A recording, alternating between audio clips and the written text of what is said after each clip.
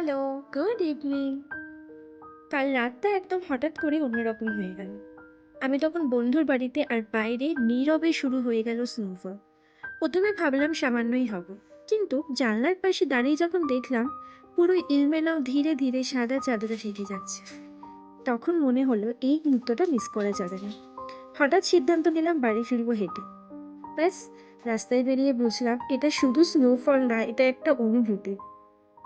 এই শহরটা, এই মুহূর্তটা, হঠাৎ সিদ্ধান্ত সবকিছু মিলিয়ে রাতটা হয়ে গেল স্মরণ। কখনো কখনো প্ল্যান ছাড়া মুহূর্তগুলো সব থেকে বেশি সুন্দর হয়ে ওঠে। আর এই ছিল সেই গল্প, এক রাতের এক হাঁটা আর এক অসম্ভব সুন্দর এক স্নিগ্ধতা।